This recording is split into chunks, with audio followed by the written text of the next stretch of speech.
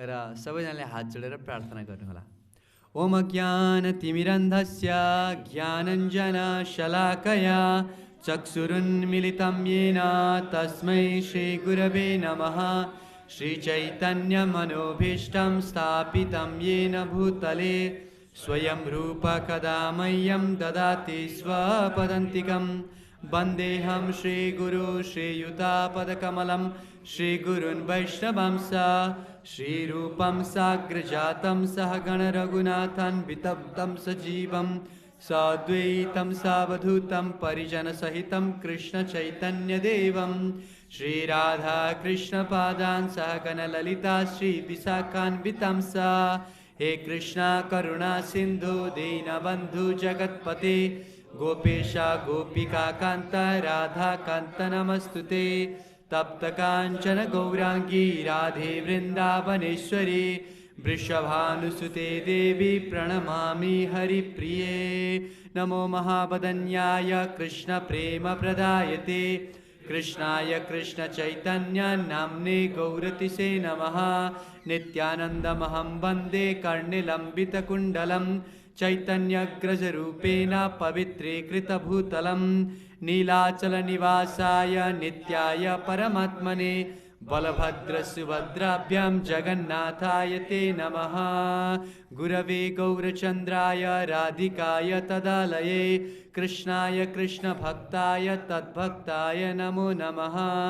वाञ्छाकल्पतरुभ्यश्च कृपा सिन्धुभयेव च पतितानां पावनेभ्यो वैष्णवेभ्यो नमो नमः। नमो ओं विष्णुपादाय कृष्णप्रेष्ठाय भूतले श्रीमते भक्तिवेदांत स्वामिनिति नामिने। नमस्ते सारस्वती देवे गौरवाणी प्रचारिणे निर्विशेषशून्यवादी पाश्चात्यदेशतारिणे। जय श्री कृष्ण चैतन्य प्रभु नित्यानंद श्री अद्वैत गदाधर श्रीवासादि श्री गौरभक्तवृंद।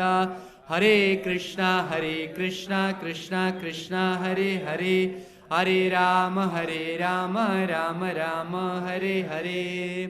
मूकं करोति वाचालं पंगुं लंघयते गिरिं यत्कृपातमहं वन्दे श्रीगुरुं दीनतारिणं परमानन्दमाधवं श्रीचैतन्येश्वरं। हरि ओम तत्सत् हरि ओम तत्सत् हरि ओम तत्सत्। हरे कृष्ण। सर्वप्रथम भगवान श्री श्री जगन्नाथ बलदेव सुभद्रा मैया महारानी सुदर्शन चक्र तथा राधा माधव चन्द्रज्यू गौरनिताई र गौडीय आचार्य वैष्णव परम्पराका सम्पूर्ण महानतम आचार्यवृन्दहरू विशेष रूपले भगवान जगन्नाथको महिमाको बारेमा भगवान जगन्नाथको रथयात्रालाई विस्तार गर्नुहुने र जगन्नाथको महाप्रसादलाई सम्पूर्ण संसारमा खिलाउनु हुने इस्कनका संस्थापक आचार्य कृष्ण कृपा श्री मूर्ति अभयचरण अरविन्द भक्तिवेदान्त स्वामी श्री प्रभुपाद जीका चरण कमलमा विनीत प्रार्थना गर्दै साथसाथै उहाँका सम्पूर्ण अनुयायी शिष्यवृन्दहरू र यहाँ उपस्थित तथा इन्टरनेटका माध्यमबाट कथा श्रवण गरिराख्नुभएका सम्पूर्ण भक्तहरूको चरण कमलमा आशीर्वादको याचना गरेर आजको यस भगवान जगन्नाथ सम्बन्धी दिव्य कथालाई प्रारम्भ गर्ने अनुमति लिन चाहन्छु। र भगवान जगन्नाथका लीलाहरू त अनन्त छन्। जसरी भगवान अनन्त हुनुहुन्छ त्यसरी भगवानको लीला पनि अनन्त छ। हरि अनन्त हरि कथा अनन्त। जस्तो कि ब्रह्म संहितामा ब्रह्माजीले प्रार्थना गर्नुभयो अद्वैतम अच्युतम अनादिर अनन्त रूपम आद्यम पुराण पुरुषम नवयौवनम च वेदेषु दुर्लभम अदुर्लभम आत्मभक्तौ गोविन्दमादि पुरुषम तमहं भजामि। ब्रह्माजीले प्रार्थना गर्नुभयो कि भगवानको विशेषता के छ? उहाँ अद्वैतम, उहाँको टक्कर दिने, भगवानलाई टक्कर दिने भनेको भगवानको समान अर्को कोही पनि छैन। एक मात्र भगवान हुन्छ, एको ब्रह्म द्वितीय नास्ति। त्यसैले भगवानको एउटा नाम हो, प्रभुपादजीले बारम्बार भन्नुहुन्थ्यो आफ्नो प्रवचनमा, भगवानको एउटा नाम हो असमऔर्धव। असमऔर्धव भने के हो? जसको न त समान कोही छ माथि हुने त चान्सै छैन। त्यसैले भगवानको नाम अद्वैतम अनि अच्युतम। भगवानको नाम अच्युत पनि हो किनकि उहाँ कहिले पनि आफ्नो भगवत्ताबाट च्युत हुनुहुन्न, आफ्नो कृपाशीलताबाट च्युत हुनुहुन्न, कहिले पनि आफ्नो ठाउँबाट गिर्नु हुन्न, त्यस कारणले उहाँ अच्युत हुनुहुन्छ। र अद्वैतम अच्युतम अनादि र अनन्त रूपम, न त उहाँको कुनै सुरुवात नै छ, अनादि हुनुहुन्छ, र अनन्त रूपम, कति भगवानका रूपहरू छन् त्यसको कुनै सीमा छैन, अनन्त रूपम। र आद्यम पुराण पुरुषम नवयौवनम छ, भगवान आदि पुरुष हुनुहुन्छ। आदि पुरुष भनेको बिहान बिहान हामीहरूले वेणुम क्वान्दान्तामर वृन्दादलायताक्षाम बर्हावतं समस्थितं बुधसुन्दराङ्गं कन्दर्पकोटिकमनिया विशेषा शुभां गोविन्दम् आदिपुरुषं तमहं भजामि। कहन्छ गोविन्दम आदिपुरुषम तमहम भजामि। दिनदिनै गाइरहेछ त आदिपुरुषको अर्थ के हो? आदिपुरुषको अर्थ हो यो सृष्टिमा सबैभन्दा पहिलो व्यक्तित्व कृष्ण हो। सृष्टि सुरुवात हुनुभन्दा अगाडि पनि कृष्ण नै हुनुहुन्थ्यो, सृष्टि पश्चात पनि कृष्ण मात्रै रहनुहुन्छ। त्यस हिसाबले कृष्णको आयु कति भयो होला? हामीले गणना गर्ने हो भने त 50,000 करोड वर्षभन्दा पनि धेरै भइसक्यो होइन? त्यस कारणले कोही धर्मावलम्बीहरूले के गर्छन् भने भगवानको चित्रण गर्दाखेरि भगवानलाई एउटा बुढो मान्छेको जस्तो रूपमा रूपाङ्करण गर्छन् कि भने भगवान धेरै आयु भएपछि बुढो भइसक्नु भयो होला भन्ने उनीहरूको सोच। तर वास्तविकता त के हो? हाम्रो वैदिक वाङ्मयले, हाम्रो शास्त्रले के भन्दैछ? आद्यम पुराण पुरुषम। यद्यपि उहाँ सबैभन्दा पुरानो व्यक्ति हो, उहाँभन्दा पुरानो कोही पनि छैन, आदि पुरुष हो, आद्यम पुराण पुरुषम। तर कस्तो हुनुहुन्छ अरे? नवयौवनम छ, नित्य रूपमा युवा अवस्थामा रहिरहनुहुन्छ। यो भगवानको विशेषता हो।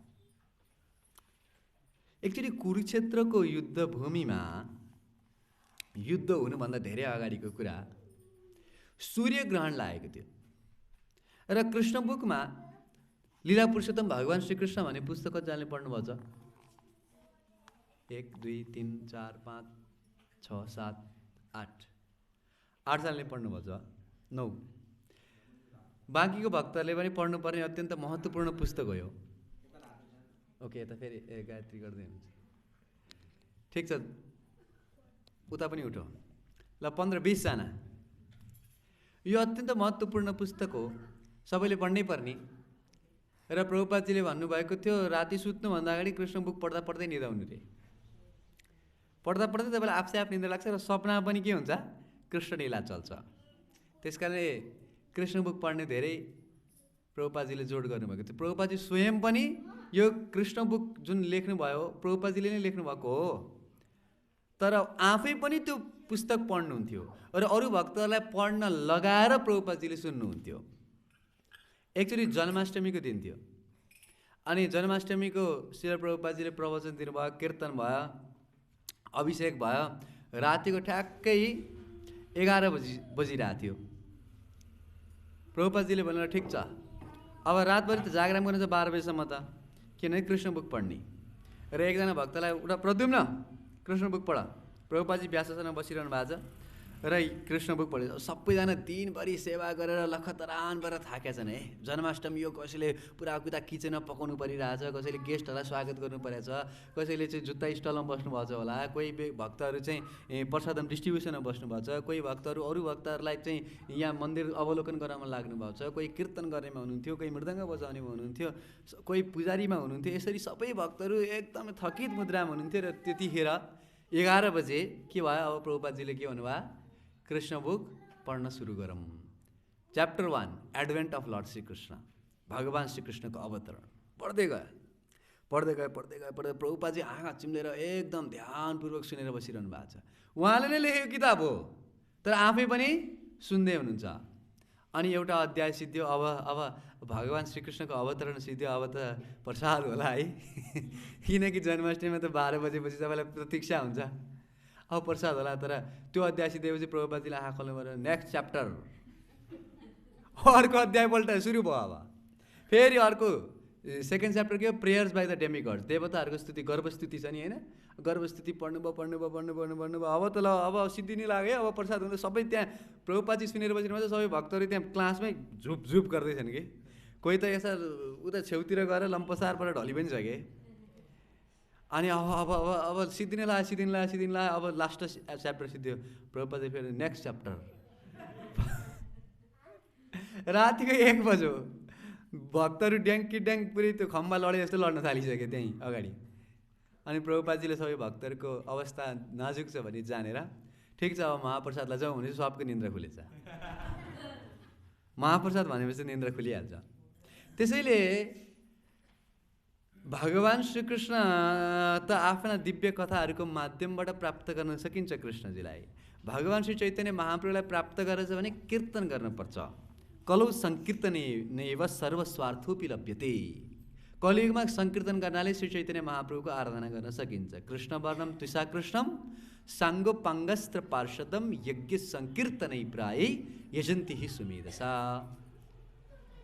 श्रीमद् भागवतमा वर्णन गरियो कि भगवान् कृष्ण नै यो कलियुगमा कृष्ण वर्णम त्रिषा कृष्णम चैतन्य महाप्रभुको रूपमा हुनुहुन्छ, सुवर्ण वर्ण धारण गरेर, र के गर्नुहुन्छ, आफ्ना अङ्ग उपाङ्ग र पार्षदहरूका साथमा हुनुहुन्छ। अनि के गर्नुहुन्छ, यज्ञ सङ्कीर्तनै प्रायै, यो सङ्कीर्तन यज्ञको प्रारम्भ गर्नुहुन्छ। र जो व्यक्तिहरू सुमेधस भने मेध भनेको बुद्धि, सुमेध भनेको राम्रो बुद्धि, जो इन्टेलिजेन्ट व्यक्तिहरू छन् भने बुद्धिमान छन्, अथवा कम्तीमा आफूलाई बुद्धिमान छु भनेर सम्झिन्छन् भने पनि के गर्नुपर्छ, सङ्कीर्तन यज्ञद्वारा भगवान् श्री चैतन्य महाप्रभुको आराधना गर्नुपर्छ, जप गर्नुपर्छ, कीर्तन गर्नुपर्छ। तर जप गर्दा कीर्तन गर्दा पनि कहिलेकाहीँ त निन्द्रा लागिहाल्छ। त्यस कारणले यस कलियुगमा भगवान्ले विचार गर्नुभयो यिनीहरूलाई निन्द्रा नलाग्ने उपाय के छ त? भगवान् स्वयं नै के गर्नुभयो, जगन्नाथजीको रूपमा आउनुभयो। र परम पूज्य श्री श्रीमद् भक्ति पुरुषोत्तम स्वामी महाराजले भन्ने गर्नुहुन्थ्यो, हाम्रो दुईटा भगवान् हुनुहुन्छ एउटा कलियुगमा, यो कलियुगमा एउटा डान्सिङ गड भने नाच्ने भगवान् चैतन्य महाप्रभु, आफू पनि नाच्नुहुन्छ, अरूलाई पनि नचाउनुहुन्छ। हर समय दुईटा हात आकाशमा उठाएर हरे कृष्ण कृष्ण कृष्ण हरे हरे, हरे राम राम राम हरे हरे निरन्तर नाचिराख्नुहुन्छ। र अर्को हुनुहुन्छ इटिङ गड भने खाने भगवान्, खाने मात्रै होइन खिलाउने भगवान् होइन। किनकि ओम नमो भगवते वासुदेवाय भनेपछि कसैलाई निन्द्रा लागे तापनि महाप्रसादी गोविन्दे भनेपछि कसैलाई निन्द्रा लाग्दैन, लागेको निन्द्रा पनि खुल्छ। तसर्थ भगवान् जगन्नाथले विचार गर्नुभयो कलियुगमा जीवात्माहरू प्रसादको नाम सुनेपछि त उठ्छन् र प्रसाद खिलाइ म के गर्छु, सबैलाई भगवान्को धाममा लिएर जान्छु भनेर भगवान् जगन्नाथजी प्रकट हुनुभयो। र श्रील प्रभुपादजीले पनि यही अस्त्र प्रयोग गर्नुभयो। अमेरिकामा ती हिप्पीहरू के प्रभुपादजीको प्रवचन सुन्नलाई आउँथे र, प्रभुपादजीको कीर्तन सुन्नलाई आउँथे र, स्वामीजीले मिठो समोसा बनाएर खिलाउँछ त्यही भएर खान जाने भनेर आउँथे। प्रभुपादजीले त्यहाँ इन्द्रद्युम्न स्वामी महाराजले वर्णन गरिन्थ्यो, प्रभुपादजीले मन्दिरको ढोकामा एउटा ठुलो यस्तो बोल राखेर त्यसभरि गुलाब जामुन भएर राखिदिनुहुन्थ्यो अरे। अब एक दिन उहाँलाई मनमा विचार आएछ, यो कति बस्ने स्कनमा मलाई दिक्क लाग्यो, म जान्छु भनेर छोडेर जान लाग्नु पऱ्यो। ढोकामा त्यो लालमोहनको बट्टा राखेर चाहिँ ठुलो बोलमा आए। ठिकै छ जाँदैछु, अब गएपछि फेरि यो लालमोहन खाना विदेशमा पाइन्न नि, त्यतिखेर पाइन्छ कि पाइँदैन, एउटा चाखेर जाऊँ न त, एउटा खानु भएछ है, अझै एउटा खानु पऱ्यो मिठो छ, अर्को पनि खाने भयो। खाँदा 10-15 पिस त गयो। त्यो पनि प्रभुपादजीले आफ्नै हातले बनाएको कति मिठो थियो होला सोच्नु न। त्यसमा उहाँको प्रेम भक्ति पनि समावेश छ। अनि 15-20वटा लालमोहन खाएपछि त पेट टमक्क टन्न भयो है। मैले सोच्नु म यस्तोमा म त हिँड्न सक्दिनँ, एक निन्द्रा सुतेर जान्छु। आश्रममा गएर टक्क लड्नु भयो, एक निन्द्रा उठेर हेर्दाखेरि त फेरि सबै भक्तहरूले जम मङ्गल आरती जाने बेला भयो। उहाँले त बिर्सिनु, म मन्दिर छोडेर जान लाग्थेँ भन्ने कुरै बिर्सिनु भएछ। र फेरि यहाँ फर्केर आउनुभयो र आज स्वामी हुनुहुन्छ र अरू भक्तलाई पनि यो संस्थामा जोड्दै हुनुहुन्छ। त्यसैले प्रसादे सर्व दुःखानाम हानिर्यस्योपजायते प्रसन्न चेतसो यासु बुद्धि पर्यावतिष्ठते।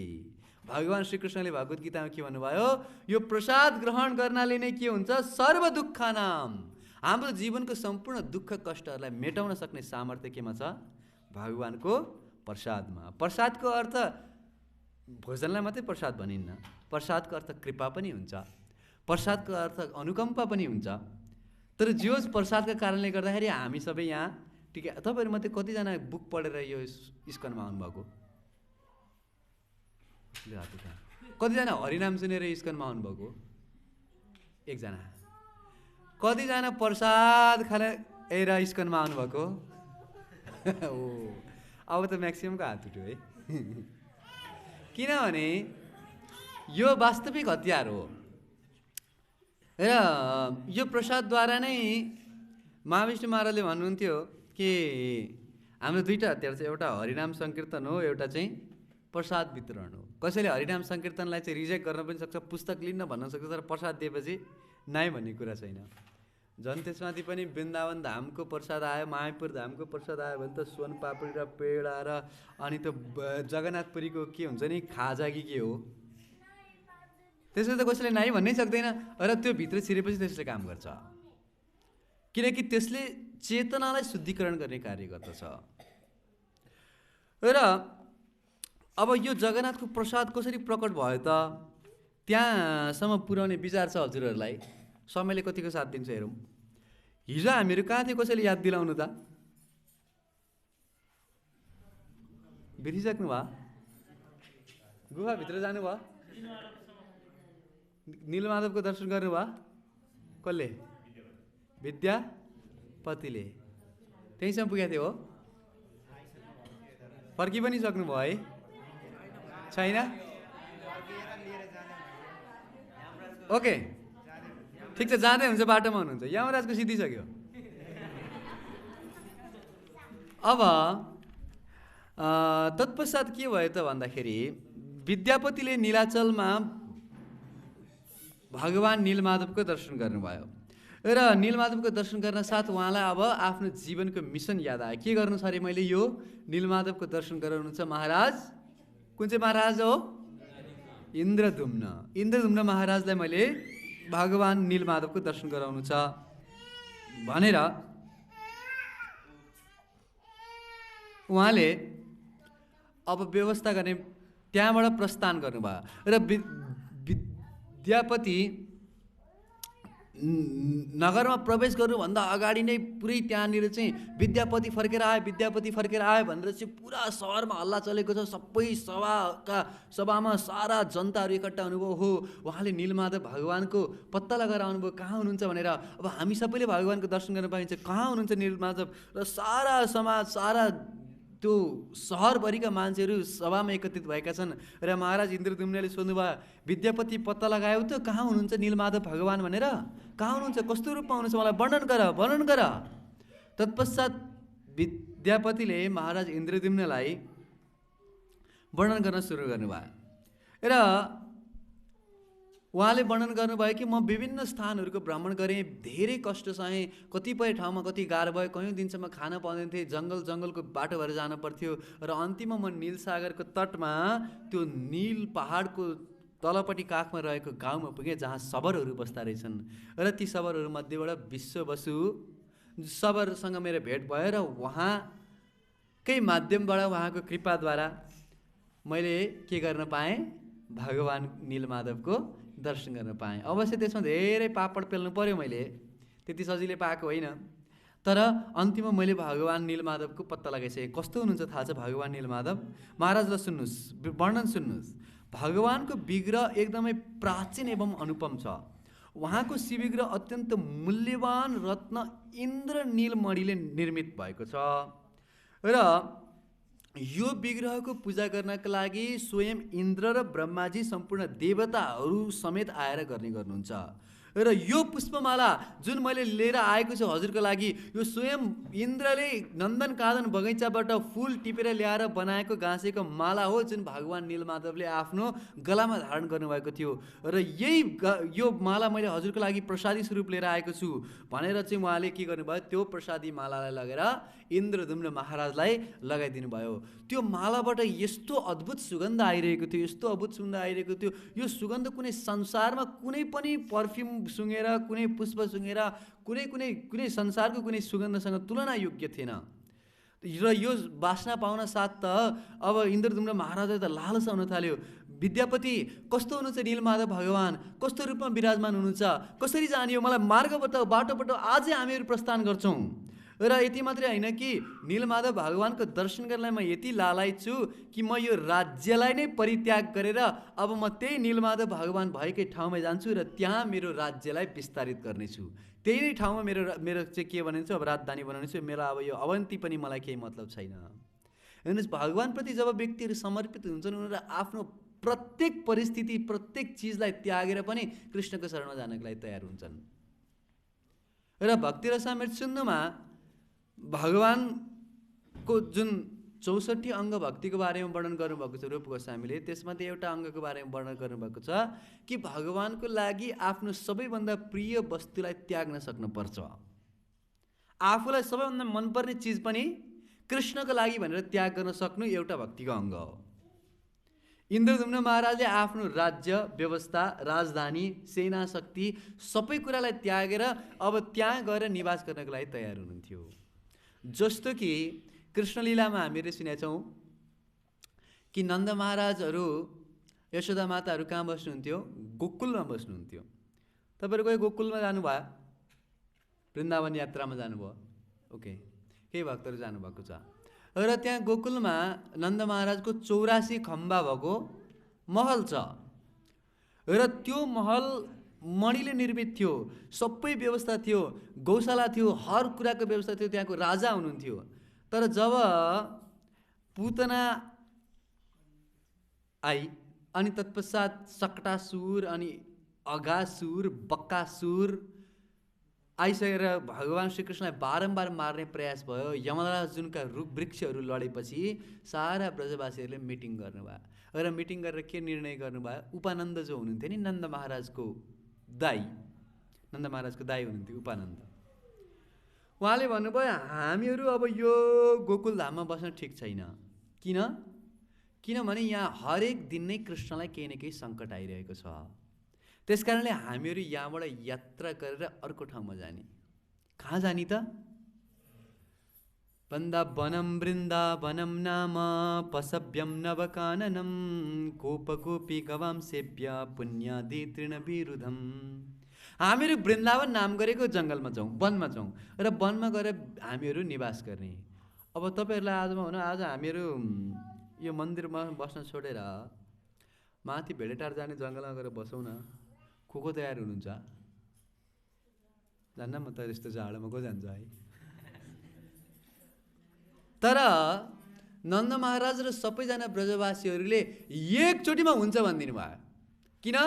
किनकि कृष्णको सुरक्षाको लागि आफ्नो घर, आफ्नो गौशाला थियो, सबै कुरा, जग्गा थियो, जमिन थियो, सब थोकलाई छोडेर अब वृन्दावन गएर बस्ने। आफ्नो जति इमर्जेन्सी अत्यावश्यक सामग्रीहरूलाई चाहिँ उहाँले के गर्नुभयो? गोरुगाडामा राख्नुभयो र के गर्नुभयो? वृन्दावनको यात्रा गर्नुभयो। र वृन्दावन गइसकेपछि कृष्णलाई खुब प्रसन्नता मिल्यो अरे। वृन्दावनम गोवर्धनम यमुना पुलिनानी च विक्षसी उत्तमा प्रीति राम माधव यो नृप। भगवान कृष्ण बलरामलाई अत्यन्त खुसी लाग्यो रे वृन्दावनमा गएर गोवर्धनलाई देखेर, यमुनाको तटलाई देखेर एकदम खुसी लाग्यो। त्यसकारणले कृष्ण बलरामको खुसीको लागि, भगवानको आनन्दको लागि हाम्रो जस्तोसुकै सुविधायुक्त परिस्थिति भए पनि त्यसलाई परित्याग गरेर भगवानको सुखलाई खोज्न सक्नु भनेको चाहिँ वास्तविक भक्तको लक्षण हो। इन्द्रदुम्न महाराजले के गर्नुभयो? आफ्नो घर परिवार सब थोक राजधानीलाई छोडेर अब म नीलाचल जान्छु भनेर तयार हुनुभयो। र बाटोमा उहाँले चाहिँ, विद्यापतिले उहाँलाई बताउँदै हुनुहुन्थ्यो कि भगवान कस्तो हुनुहुन्थ्यो, कस्तो रूपमा अवस्थित हुनुहुन्थ्यो। भगवानको त्यो निलो पहाडमाथि निलो गुफाभित्र जुन भगवान निर्मित हुनुहुन्थ्यो, भगवानको विग्रह थियो, इन्द्र नीलमणिले बनेको थियो र उहाँको शरीरबाट दिव्य कान्ति निस्किरहेको थियो। उहाँले हातमा चाहिँ अनेक किसिमका गहनाहरू सुसज्जित थिए। भगवानको हातमा शङ्ख चक्र गदा पद्म आयुधहरू धारण गर्नुभएको थियो। उहाँको पाद सम्पादन गर्दै लक्ष्मीदेवी हुनुहुन्थ्यो र भगवानको शिरको पछाडिपट्टि अनन्त शेषका अनन्त फणाहरूले भगवानलाई शिरमा छारी दिइराख्नु भएको थियो। अनन्त शेषको ठिक पछाडिपट्टि हात जोडेर नतमस्तक भावनामा गरुडदेव प्रतीक्षारत हुनुहुन्थ्यो भगवानको सेवा गर्नका लागि। र भगवानको छेउमा सुदर्शन चक्र तत्पर भएर बसिरहेका थिए। भगवानलाई कहिले सेवा गर्न पाउँछु, भगवानको के सेवा गर्नुपर्छ भनेर हात जोडेर सुदर्शन चक्र बसिरहेका थिए। यस्तो अद्भुत रूपको दर्शन मैले प्राप्त गर्न सकेँ महाराज, हजुरले पनि यो दर्शन गर्न पर्छ भनेर जब यसरी भगवानको अद्भुत रूपको वर्णन गर्नुभयो विद्यापतिले, तुरुन्त इन्द्रद्युम्न महाराजले आफ्ना सम्पूर्ण व्यवस्थाहरूलाई लिएर त्यहाँबाट निस्किने निर्णय गर्नुभयो। र इन्द्रद्युम्न महाराज जाँदै हुनुहुन्छ भनेपछि त्यो सहरका त्यो राज्यका जति पनि व्यक्तिहरू थिए, हामीलाई इन्द्रद्युम्न महाराजभन्दा श्रेष्ठ महाराजहरू कोही पनि प्राप्त हुँदैन, हामीलाई पनि यो घरबार परिवार केही पनि चाहिएको छैन, हामी पनि इन्द्रद्युम्न महाराज सँगसँगै पछि लागेर जान्छौँ भनेर सारा सहर नै उठेर हिँड्यो। सबैजना भगवानको दर्शन गर्न नचाहने कोही व्यक्ति थिएन, एकजना पनि थिएन। जसरी भगवान रामचन्द्रलाई जब चाहिँ कैकेयी माताले के वरदान दिनुभएको थियो, वरदान हो कि अभिशाप हो, तापस वेश विशेष उदासी 14 वर्ष राम वनवासी। दशरथ महाराजलाई वरदान माग्नु भएको थियो नि त माता कैकेयीले कि 14 वर्षसम्म भगवान रामचन्द्र जङ्गलमा बस्नुपर्छ भनेपछि भगवान रामचन्द्र तुरुन्त आफ्नो मातालाई प्रणाम गर्नुभयो, पिताश्रीलाई प्रणाम गर्नुभयो र निस्किन तयार हुनुभयो। तर प्रत्येक अयोध्याका निवासीहरू भगवान रामचन्द्रको पछि लागेर गए। कोही पनि हामीलाई राम बिनाको अयोध्या हामीलाई चाहिएको छैन। सबैजना नै भगवान रामचन्द्रको पछाडि दौडेर गए र भगवानले बाध्यतापूर्वक राति सबैजना सुतिरहेको समयमा मङ्गल आरतीमै उठेर रथ चढेर भाग्नुभयो, त्यो अलगै कुरा। तर भन्न खोजेको के हो कि अयोध्यावासीहरूमा भगवान रामप्रति यति प्रेम थियो कि आफ्नो घर परिवार सब थोकलाई परित्याग गरेर भगवानकोमा सँगसँगै जान चाहन्थे। यसरी नै सारा अवन्तीका निवासीहरू पनि इन्द्रद्युम्न महाराजको साथमा अब प्रस्थान गरे र यस्तो भव्य आयोजनलाई देखेर सबैजना प्रस्थान गर्दै इन्द्रद्युम्न महाराजले आफ्नो सब थोक परित्याग गरेर भगवानको दर्शन गर्न जाँदै हुनुहुन्छ भन्ने सङ्कल्प सुनेपछि नारद मुनि त्यहाँ आउनुभयो। हेर्नुहोस्, भागवतमा नारद मुनिको नाम दिएको छ नारदो देव दर्शनाथ। के हो रे नारद मुनिको नाम? नारदो देव दर्शनाथ। किनभने सम्पूर्ण वैदिक इतिहासमा श्रीमद् भागवत पल्टाउनुहोस् कि जुनसुकै पुराण पल्टाउनुहोस्, तपाईँ कुनै पनि कथा कुनै पनि पुराणबाट मलाई यस्तो बताउनै सक्नुहुन्न जहाँ कुनै व्यक्तिले नारद मुनिको दर्शन गरेको होस् र भगवानको दर्शन नपाएको होस्। कोही यस्तो व्यक्ति नै छैन जसले नारद मुनिको दर्शन पायो र भगवानको दर्शन नपाएको होस्। नारद मुनिको दर्शन पाए मतलब 100% भगवानको दर्शन पाउँछ, कुनै सन्देह छैन। चाहे त्यो हिरण्यकशिपु नै किन नहोस्, उसले नरसिंहदेवको दर्शन पाउँछ। हिरण्याक्षले पनि नारद मुनिलाई भेट्यो, कसको दर्शन गर्न पायो? बरादेवको दर्शन गर्न पायो। होइन, पोहोर हामीले बरादेवको आविर्भाव तिथिमा बरादेवको कथा सुन्दै थियौँ है।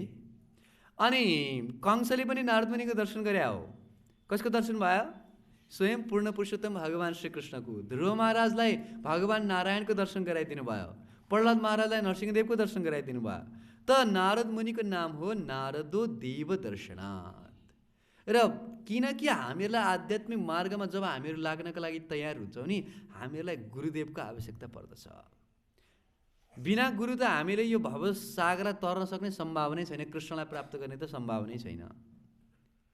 त्यस कारणले कृष्ण प्राप्ति है यहाँ होइते भनेको छ नि, होइन?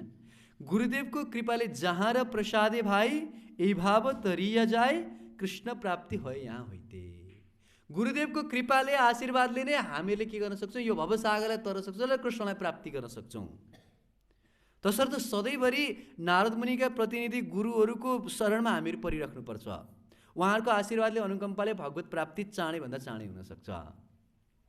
कसलाई गुरु बनाउने, गुरु छान्न पनि गाह्रो छ। भरोसै हुँदैन। मलाई त एकजनाले भन्नुभयो, कसमाथि भरोसा गर्ने? सबै ढोङ्गी गुरु मात्रै निस्किन्छन्, को माथि भरोसा गर्ने? अनि गुरु फेरि बनायो, अर्को समस्या पनि हुँदो रहेछ।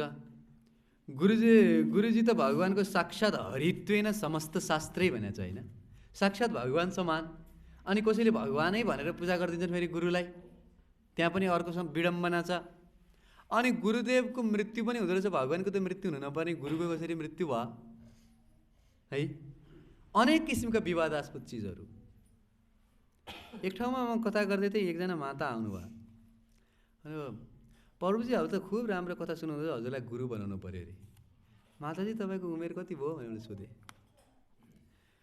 उमेर त 85 वर्ष भयो अरे। बापरे, 85 वर्ष भयो, अहिलेसम्म गुरु बनाउनु भएको छैन?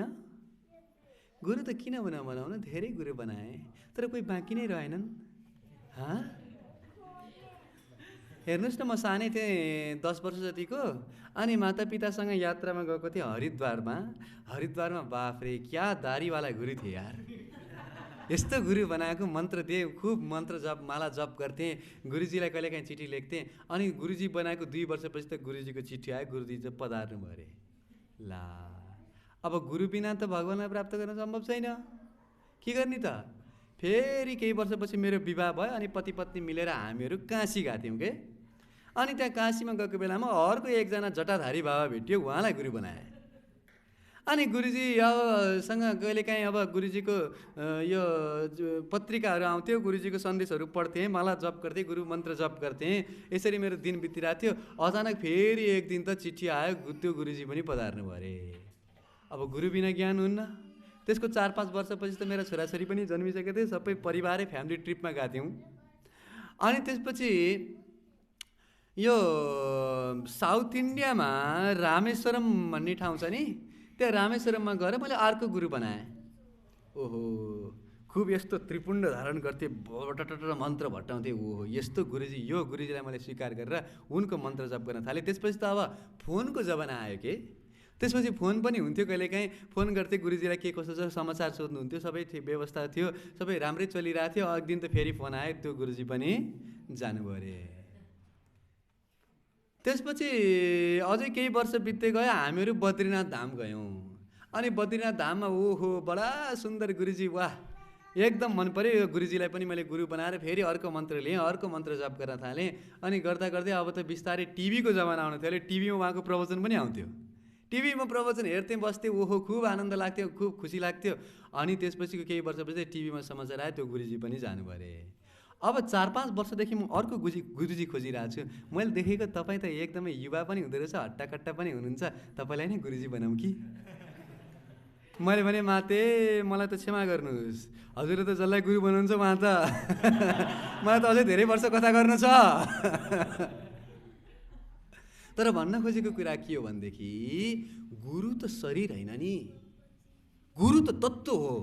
गुरुको शरीर पुरा हुन्छ त के भयो? गुरुको शरीर पुरा भएर उहाँ नित्यलीलामा प्रवेश गर्नुहुन्छ। उहाँले दिएको मन्त्र हामीले जप गर्ने हो, र त्यो मन्त्र जो दीक्षा जुन हाम्रो भएको छ, त्यो मन्त्रको माध्यमबाट हामीले भगवानलाई प्राप्ति गर्न सक्छौँ। र त्यसैले गुरुको बपु सेवा भन्दा पनि वाणी सेवा अझै महत्त्वपूर्ण छ भनेर हामीलाई सिकाइन्छ नि, होइन?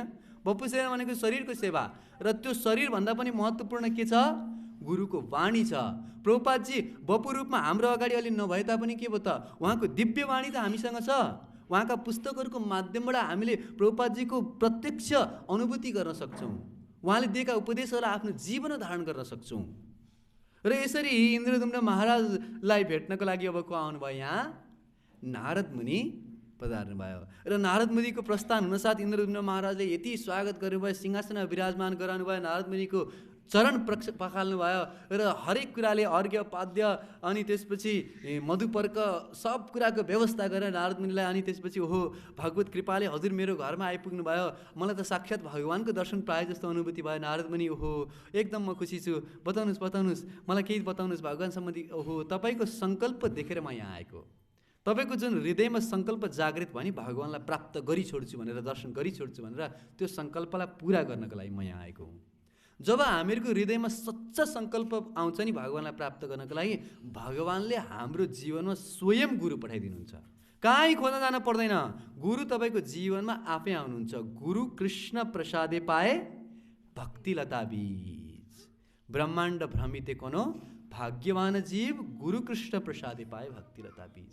र भगवानको कृपाले गुरु पाइन्छ र गुरुको कृपाले भगवानलाई पाउन सकिन्छ।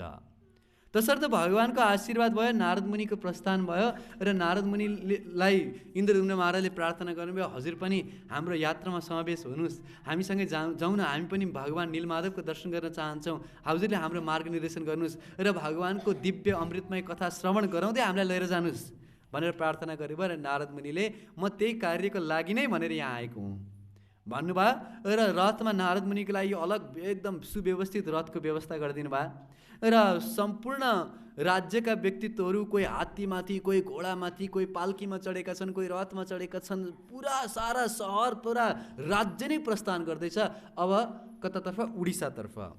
र उडिसातर्फ प्रस्थान गर्दै जानुभयो र उडिसाको जब नजिक नजिक पुग्न लाग्नुभयो, यो पुरुषोत्तम क्षेत्र शङ्ख क्षेत्र पुग्नुभन्दा पनि अगाडि एउटा विशेष ठाउँ आउँछ जसको नाम हो एकाम्र वन।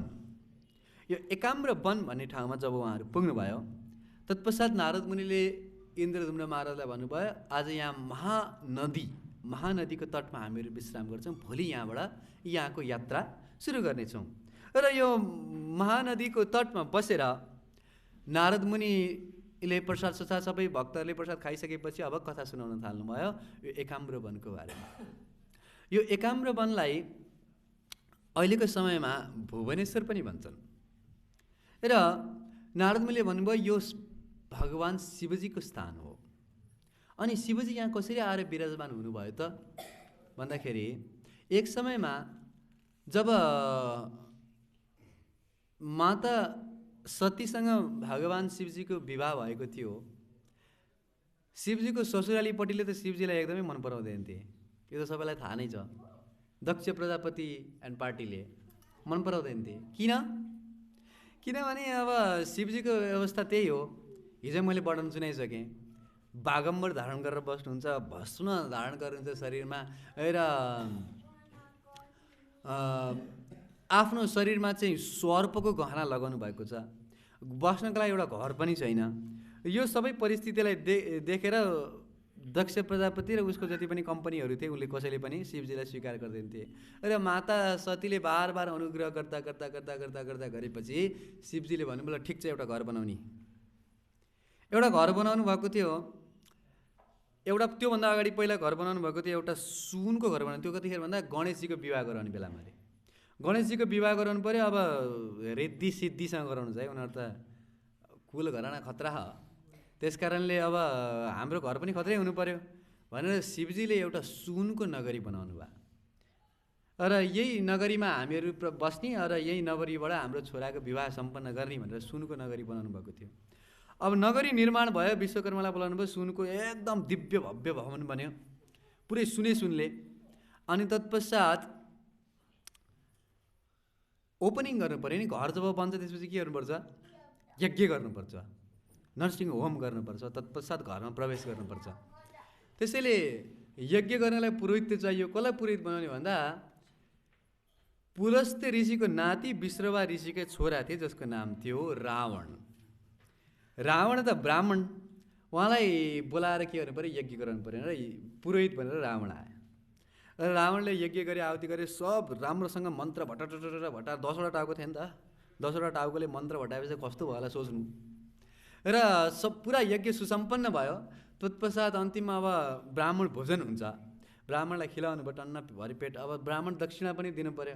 शिवजीले भन्नुभयो, यस्तो म खुसी भएँ तिमीसँग, यस्तो मन्त्र सुनाएँ तिमीले, म एकदम परम प्रसन्न छु, तिमीलाई दक्षिणामा के चाहियो ल भन, जे भन्छ म त्यही दिन्छु। पक्का मैले जे माग्छु त्यही दिने हो त? अरे ब्राह्मणलाई खुसी बनाउन सकेन भने के काम त नि मैले यज्ञ गरेको, तिमीलाई जे भन्छौ त्यही दिन्छु दक्षिणामा। रावणले हात जोडेर भन्छ, मलाई यही लङ्का नगरी चाहियो दक्षिणामा।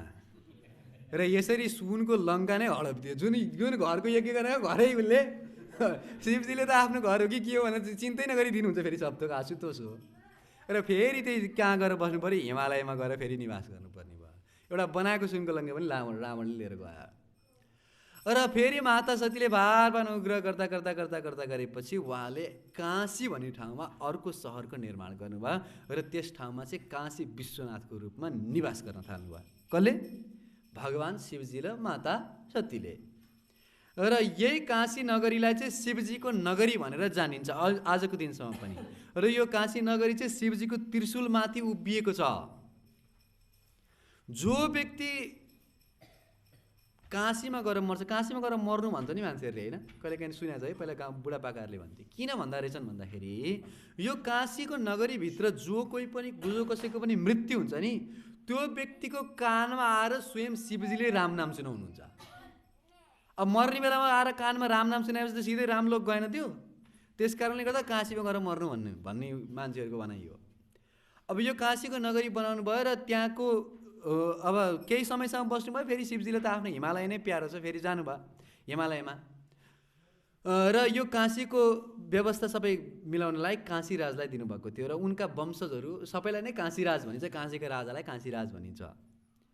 र द्वापर युगको समय जब आयो त्यस समयमा यो काशीको राजाको मित्रता थियो एकजना राजासँग, जसको नाम हो पौण्ड्रक। यो कथा कसले सुनाउँदै हुनुहुन्छ अरे? ध्यान दिएर सुन्नुहोस् है। नारद मुनिले इन्द्रदुम्न महाराजलाई उहाँ पर भुवनेश्वरमा बसेर एकाम्रो वनमा बसेर चाहिँ कथा सुनाउँदै हुनुहुन्छ। कहाँको बारेमा? काशीको बारेमा। अब यो काशीराजले मित्रता गर्यो एकजना पौण्ड्रक भन्ने व्यक्तिसँग। यो पौण्ड्रक भन्नेको बारेमा तपाईँहरूले कृष्ण बुकमा नि पढ्नुभयो होला सायद। यसलाई नक्कली वासुदेव पनि भन्छ।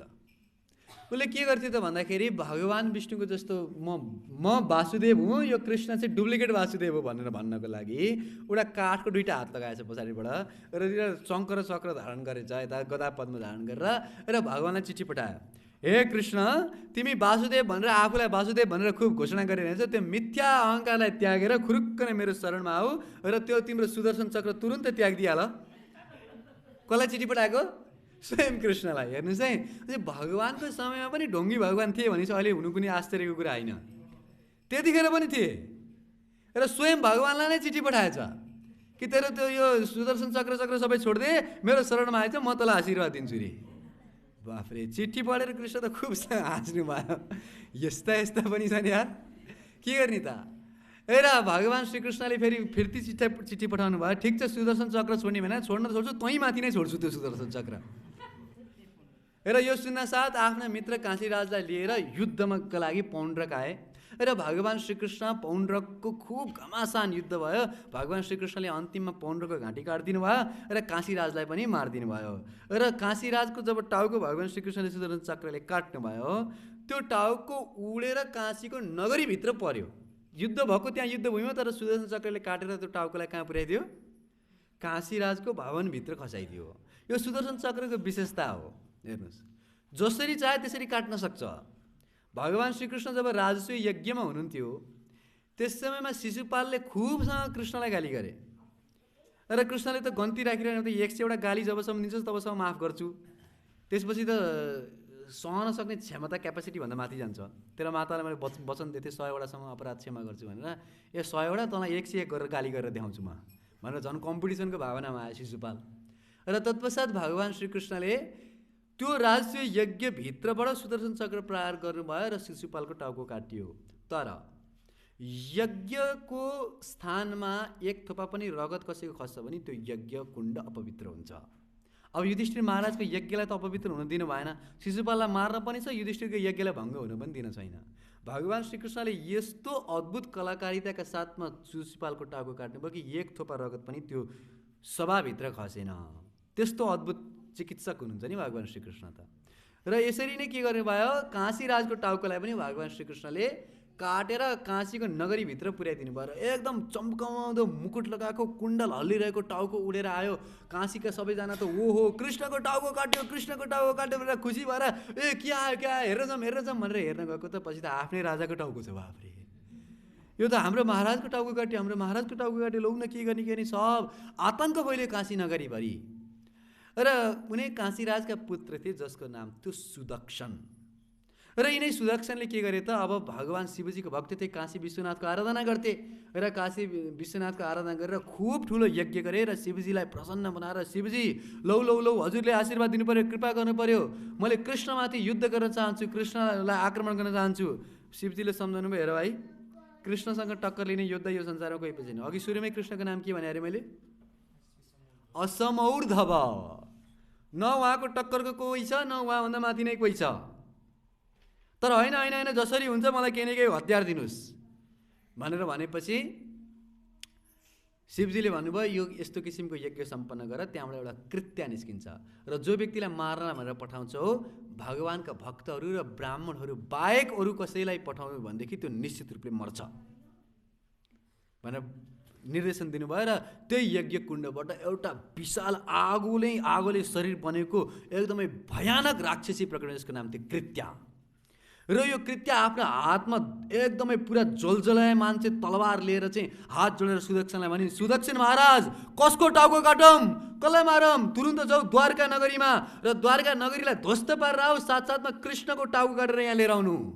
अब कृत्य एकदमै जलजलमान भएर चाहिँ एकदम वेगका साथमा आफ्ना अनुयायीहरूलाई लिएर चाहिँ द्वारकातर्फ प्रस्थान गरे। तर भगवान श्रीकृष्णले द्वारकाको रक्षा गर्नका लागि सुदर्शन चक्रलाई नियुक्त गर्नुभएको छ र सुदर्शन चक्रले कसै गरी पनि कृत्यलाई द्वारकाको नगरीभित्र प्रवेश गर्न दिएनन् र बार बार प्रवेश गर्न खोज्दा पनि कहीँबाट प्रवेश नपाइसकेपछि अब कृत्यले फिर्ता जानु पर्यो। यो काला जादु जति पनि हुन्छ नि, यसको विशेषता के हुन्छ नि, जसले भूत उठाएर अर्कालाई लगाउँछ, यो गर्छ त्यो गर्छ नि, यदि त्यसले त्यो व्यक्तिलाई केही गर्न सक्यो भने त त्यसलाई मार्छ नि, यदि त्यो व्यक्तिलाई केही गर्न सकेन जसले यो पठाएको छ त्यसैलाई आएर मार्छ। त्यस्तो यसको विशेषता हुन्छ। र यो कृत्यले जब चाहिँ के गर्न सकेन, द्वारकालाई केही हानि पुर्याउन सकेन भनेपछि फेरि फर्केर आएर त्यो काशीको नगरीलाई नै ध्वस्त पारिदिए र सुदक्षिणकै टाउको काटेर काशीको टुप्पोमाथि लगाइदिए र यसरी सारा काशी सहरै ध्वस्त भयो, खरानी भयो।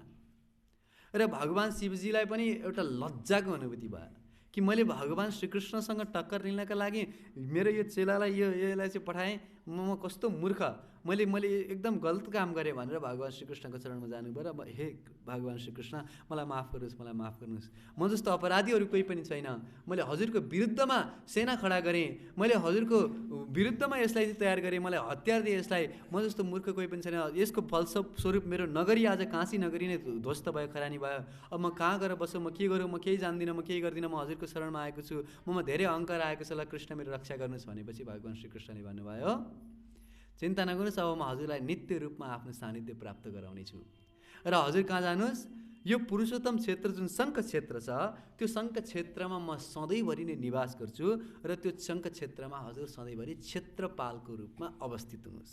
क्षेत्रपाल भनेको हरेक धाममा एउटा क्षेत्रपाल, त्यो क्षेत्रको रक्षा जसले गर्छ उसलाई क्षेत्रपाल भन्छ। र केवल पुरुषोत्तम क्षेत्रमा मात्रै नभएर हरेक भगवानको धाममा शिवजीले तत्पश्चात के रूपमा क्षेत्रपालको भूमिका निभाउनुहुन्छ। हामी वृन्दावन जान्छौँ भनेदेखि वृन्दावनमा 4वटा क्षेत्रपालहरू छन्। वृन्दावनमा गोपेश्वर महादेव, मथुरामा भूतेश्वर महादेव, काम्यवनमा कामेश्वर महादेव, गोवर्धनमा चक्लेश्वर महादेव। यो 4वटा विग्रहहरूको स्थापना ब्रजनाथले गर्नुभएको थियो क्षेत्रपालको रूपमा। मायापुर धाम जान्छौँ भनेदेखि महाप्रभुको जन्मस्थानको पछाडिपट्टि के छ, वृद्धशिव मन्दिर छ होइन, र त्यहाँनिर माथिपट्टि के लेखेको छ, अहो क्षेत्रपाल शिव तुमी दयामय शुद्ध भक्ति देहमय रे होइया सदाय। अहो क्षेत्रपाल शिव तुमी दयामय, हे क्षेत्रपाल शिव तपाईँ दयामय हुनुहुन्छ, शुद्ध भक्ति देहमय रे हैया सदाय, हजुरले दया गरेर मलाई के दिनुहोस्, शुद्ध भक्ति दिनुहोस् भनेर त्यो क्षेत्रपालसँग प्रार्थना गरेर हात जोडेर जब उहाँले अनुमति दिनुहुन्छ तत्पश्चात मात्रै हामी धामभित्र प्रवेश गर्न सक्छौँ। तसर्थ यो उडिसाको जुन चाहिँ पुरुषोत्तम क्षेत्रभित्र प्रवेश गर्नुभन्दा अगाडि के गर्नुपर्छ अरे, हामीले क्षेत्रपाल, भुवनेश्वर अथवा लिङ्गराज पनि जसलाई भनिन्छ, त्यहाँ 1 कोटी भनेको 1 करोडवटा शिवलिङ्गहरूको राजाको रूपमा चाहिँ शिवजी हुनुहुन्छ, त्यस कारण लिङ्गराज पनि भनिन्छ उहाँलाई। उनी लिङ्गराज भगवान चाहिँ सधैँभरि त्यो क्षेत्रमा बस्नुहुन्छ, बिन्दु सरोवरको तटमा छ उहाँको मन्दिर। र यसरी यो ठाउँमा सधैँभरि शिवजी निवास हुनुहुन्छ भनेर कसले यहाँ बताउँदै हुनुहुन्थ्यो, नारद मुनिले इन्द्रद्युम्न महाराजलाई। र इन्द्रद्युम्न महाराजले पनि बिन्दु सरोवरमा स्नान गर्नुभयो, शिवजीको दर्शन गर्नुभयो, शिवजीसँग प्रार्थना गर्नुभयो, मलाई यो धाममा प्रवेश गर्ने अनुमति दिनु शिवजी, अनि हृदयदेखि प्रार्थना गर्नुभयो कि मैले चाँडैभन्दा चाँडै भगवानको दर्शन गर्न पाऊँ, हजुरको कृपाले हजुरको आशीर्वादले मात्रै यो सम्भव छ भनेर प्रार्थना गर्नुभयो। र तत्पश्चात त्यहाँबाट फेरि भोलिपल्ट अझै अगाडिको लागि यात्रा प्रारम्भ गर्नुभयो। र यात्रा प्रारम्भ गर्नुभयो, सारा जनताहरू पनि उहाँको साथमा छन्। उडिसाको प्रान्तभित्र छिरिसकेपछि उडिसाको महाराज उहाँलाई भेट्नलाई भनेर आउनुभयो। उडिसाको जो राजा हुनुहुन्थ्यो उहाँ चाहिँ, किनकि इन्द्रद्युम्न महाराज त के हुनुहुन्थ्यो, सम्राट हुनुहुन्थ्यो। सम्राट भने सारा विश्वको राजा। उहाँको अनुगत्यमा अरू राजाहरूले राज्य शासन गर्छन्। र उडिसाको राजाले आएर चाहिँ प्रार्थना गर्नुभयो, हो हजुर जस्तो सम्राट हाम्रो राज्यमा आउनुभयो, हाम्रो लागि परम प्रसन्नताको कुरा, हाम्रो लागि परम खुसीको कुरा। अनि इन्द्रद्युम्न महाराज पनि भन्नुभयो, हो म हजुरको राज्यमा आएको हुँ भगवान् नीलमाधवको दर्शन गर्नका लागि। म नीलमाधव भगवान्को दर्शन गर्नलाई तत्पर छु।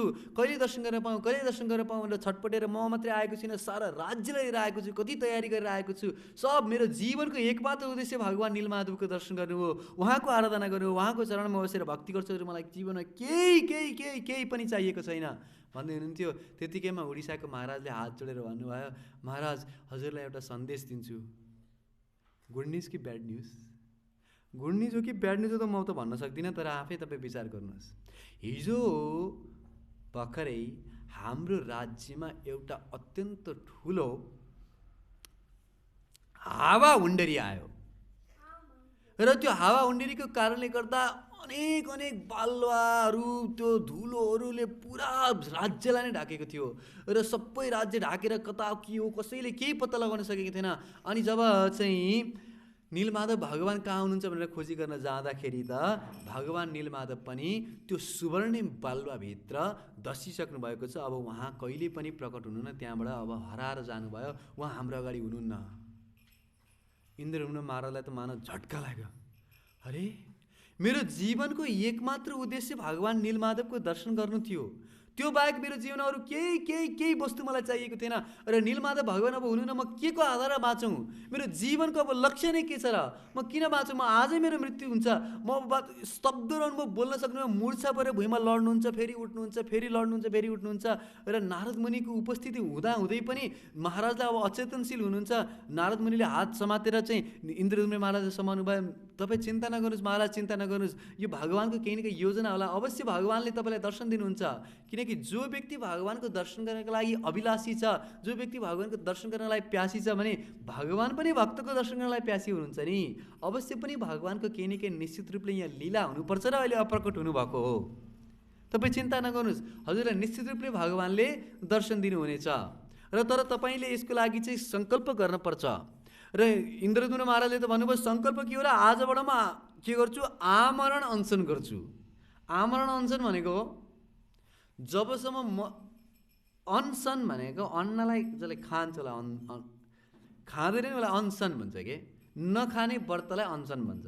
र आमरण त्यसमा जोड्दैन, म मर्छु बरु तर खाँदिनँ, यसलाई चाहिँ आमरण अनसन भन्छ। आजकल कहिलेकाहीँ टिभीमा आमरण अनसन के समाचार आइरहेको हुन्छ, त्यो आमरण अनसन होइन।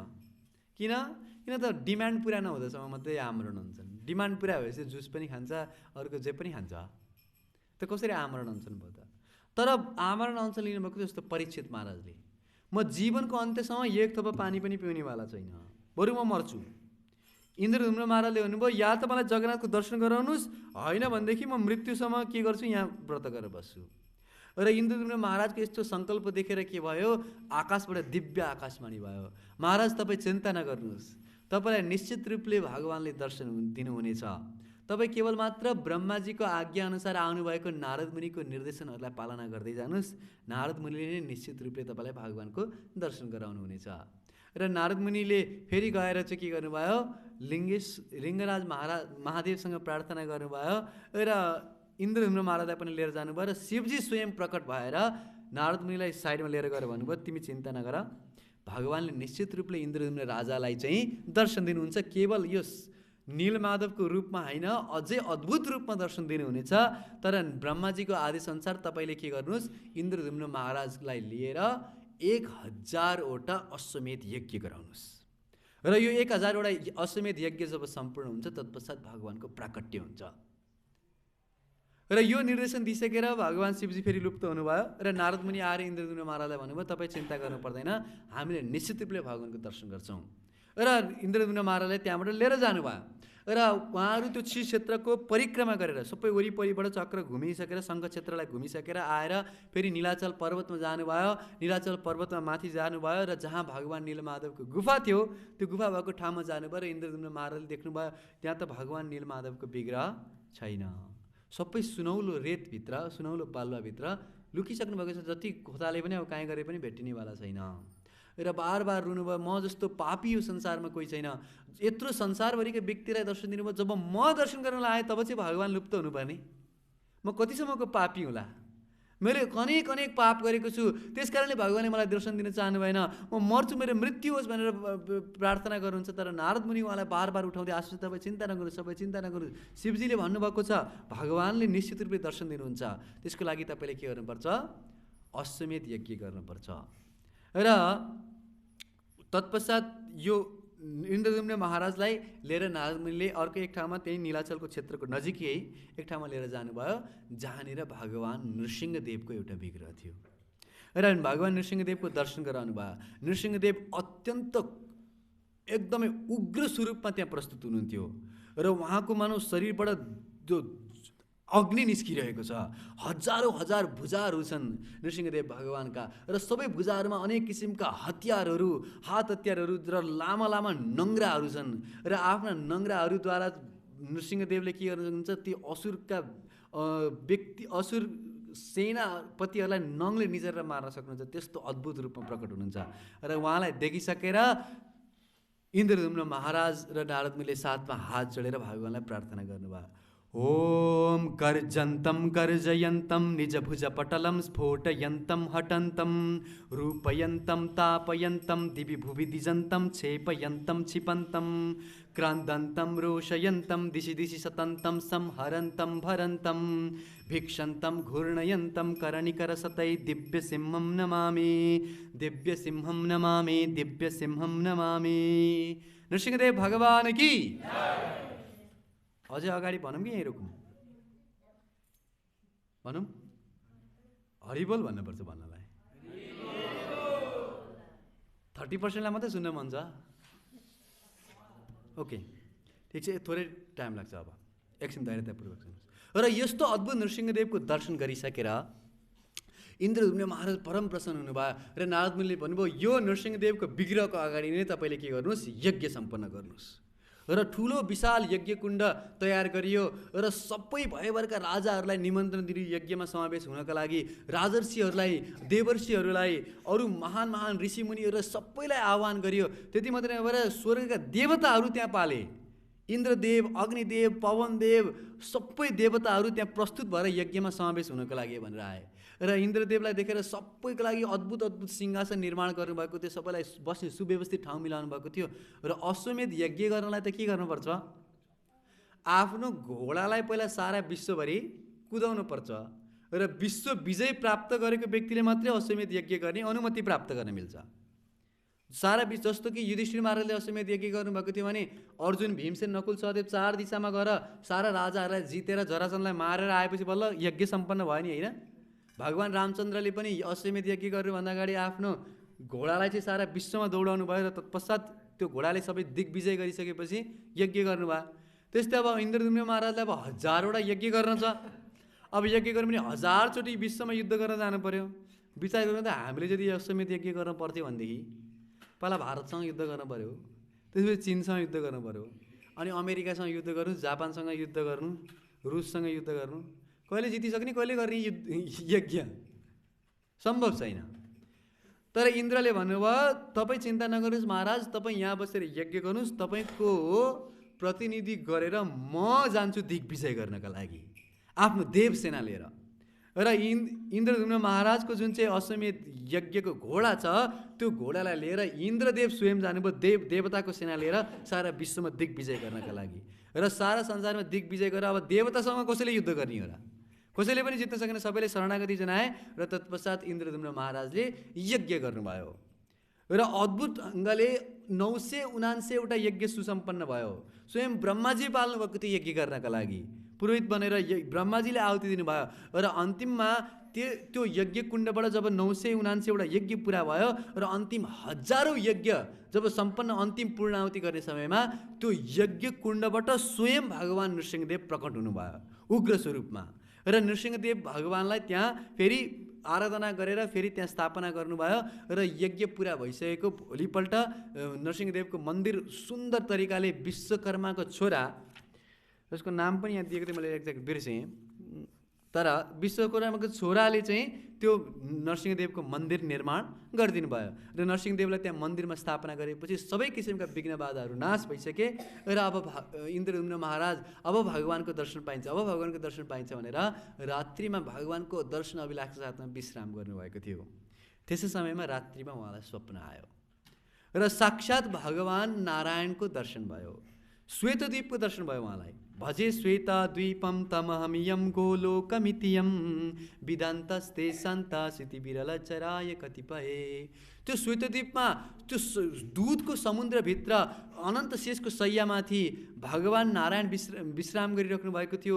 उहाँको पाद सम्मान लक्ष्मीदेवीले गर्नुभएको थियो। अनन्त शेषका अनेक अनेक फणाहरूले चाहिँ भगवानलाई छाताको कार्य गरिरहेका थिए।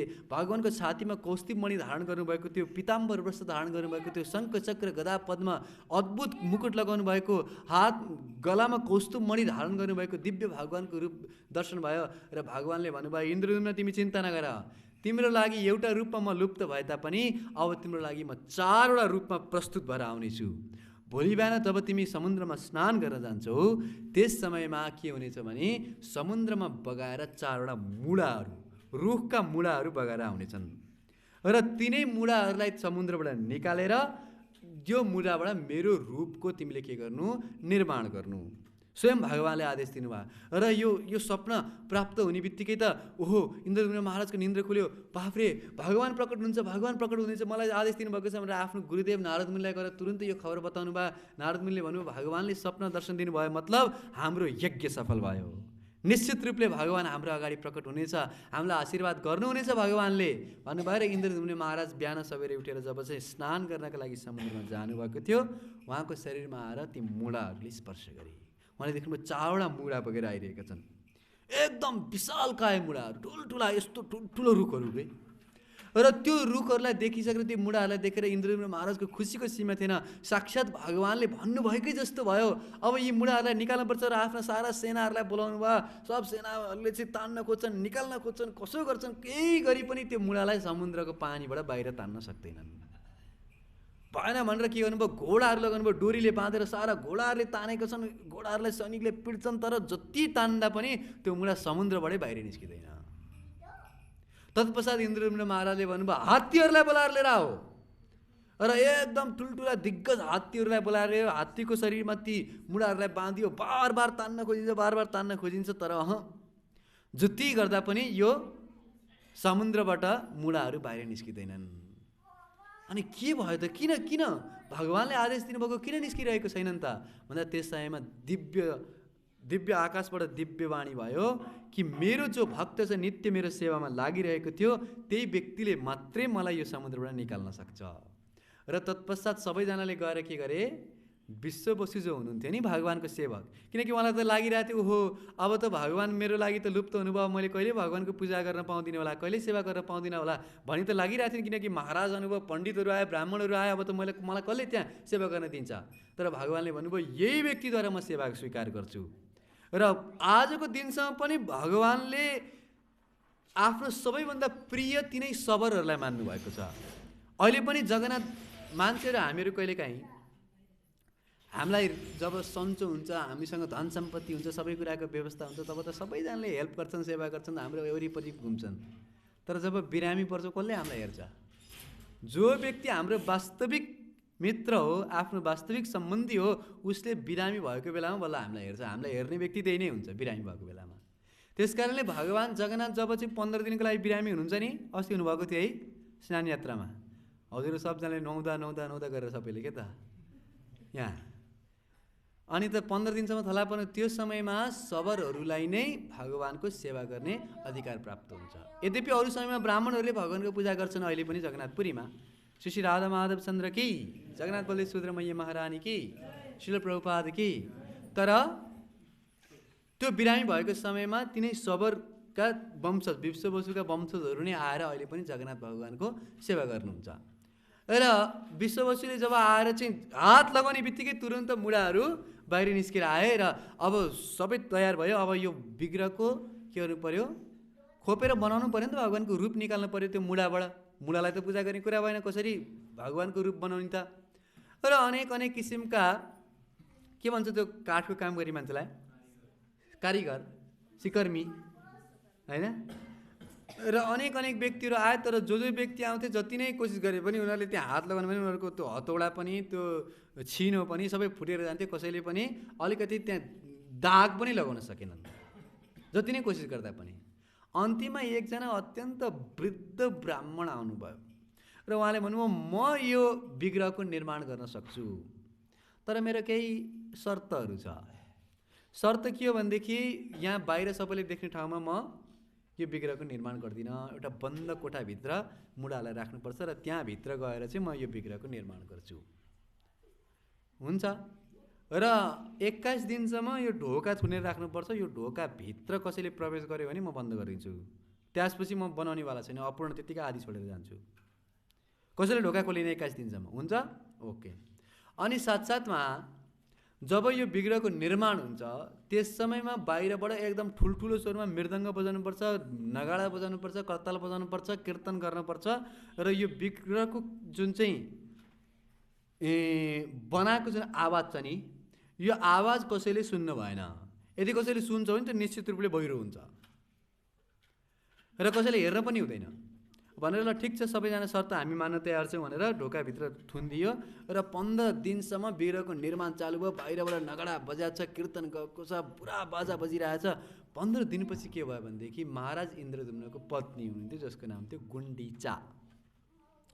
गुण्डिचा महारानीले अब माताको हृदय नै हो, माताको हृदय त सधैँभरि नै के हुन्छ, बिचाराले केही खाएको छैन है, यत्रो 15 दिनसम्म भइसक्यो, केही भोजन पनि खुवाउनु पर्दैन, निरन्तर काम गरेको गरेछ, कस्तो निष्ठुर हो तपाईँहरू, अलिकति खानेकुरा त दिनु, केही त दिनु, अहिलेसम्म त के भइसक्यो होला, कसो भइसक्यो होला, 15 दिन बितिसक्यो, लौ न केही व्यवस्था गर्नुहोस् भनेपछि राजाले अब महाराज त्यही हो स्त्री हट भन्छ नि। अनि यो ढोका खोल्नु जसरी पनि खुवाउनुपर्छ उहाँलाई। हुँदैन हुँदैन नखोल्नु भने थियो, बार प्रार्थना गर्नुभयो, तर कीर्तनको आवाज बन्द भयो र भित्र गएर यसो सुन्दाखेरि त अब केही आवाज पनि आउन छोडिसक्यो, भित्रै मरिसक्यो। 15 दिनसम्म नखाइकन कोही बाँच्न सक्छ? त्यस्तो दुब्लो पातलो त्यसमाथि मान्छे निश्चित रूपले मरिसक्यो। ढोका खोल्नु जसरी पनि ढोका खोल्नु, हुँदैन भन्दा पनि जबरजस्ती नै ढोका खोलियो। र जब ढोका खोलेर हेर्दाखेरि त भगवानको रूप त आधा बनेको रहेछ। हातहरू पुरा बनिसकेका छैनन्, जस्ट हातको सेप मात्रै निस्किन्छ, चरण त छँदै छैन, हल्का भुँडी मात्रै छ। अनि त्यसपछि भगवानको मुख पनि भर्खर बन्दै मात्रै छ, सेप मात्रै दिनुभएको छ। अनि भगवानका आँखाहरू ठुला छन्। अनि ला अब इन्द्रद्युम्न महाराजलाई के भने, ओहो मैले ठुलो अपराध गरेँ। उहाँले त भनेको थियो कि 21 दिन नभएसम्म यो ढोका नखोल्नु नत्र विग्रह अपूर्ण रहन्छ भनेर। मेरो कारणले गर्दा फेरि अर्को गल्ती भयो। अब फेरि भगवान अपूर्ण रूपमा हुनुभयो। अब रोइ कराइकन ताले विलाप गर्न थाल्नु भयो, लौन म महापापी मैले गर्दा भगवानको रूप बनिसकेको पनि बन्न दिनँ, मैले ढोका खोलेँ, म अपराधी हुँ, अब मेरो जीवनको अस्तित्व छैन, म यहीँ मर्छु भनेर त्यहाँ व्रत लिएर बस्नुभयो। त नारद मुनि आएर भने तपाईँ चिन्ता गर्नु पर्दैन, यो भगवानको इच्छा हो, भगवानकै इच्छा हो। र यो जुन रूप तपाईँले देख्दै हुनुहुन्छ यो रूप अपूर्ण छैन, यो परिपूर्ण छ। यो अपूर्ण भगवानको रूप होइन, यो भगवानको रूप के छ, परिपूर्ण छ। अरे भगवानको रूप परिपूर्ण छ कसरी? भगवानको त हातै छैन है, चरण छ, जगन्नाथजीको चरण छ छैन। अनि आँखाहरू यत्रो ठुल्ठुला, कोही व्यक्तिहरू आश्चर्य मान्छन्, कयौँ व्यक्तिले चाहिँ भैरव हो भनेर पूजा गर्छन्, कसैले चाहिँ यो भगवान निराकार हो त्यसकारणले यो अर्ध रूपमा हामीलाई दर्शन दिनुभएको भनेर भन्छन्। र अलग अलग किसिमका अलग अलग मतान्तरहरू छन्। तर नारद मुनिले भन्नुभयो कि वास्तवमा यो भगवानको अपूर्ण रूप होइन, परिपूर्णतम रूप हो। किन कसरी परिपूर्ण रूप हो त भन्दाखेरि म तपाईँलाई सुनाउँछु, तपाईँहरूसँग टाइम छ भने मात्रै सुन्ने हो। त्यो सुन्नको लागि तपाईँहरू भोलि 7 बजे पाल्नु होला। भोलि हामीहरू सुन्नेछौँ कसरी भगवानको यो परिपूर्णतम रूप हो भनेर। र साथसाथै इन्द्रद्युम्न महाराजले भगवानलाई तत्पश्चात के गर्नुभयो, मन्दिर कसरी निर्माण भयो इत्यादि कथा प्रसङ्गहरू पनि हामी भोलिको सत्रमा श्रवण गर्नेछौँ। जगन्नाथ स्वामी की, बलभद्र सुभद्र मैया महारानी की, इन्द्रद्युम्न महाराज की, समेत गौर भक्त वृन्द की, निताय गौर हरि प्रेमानन्दे।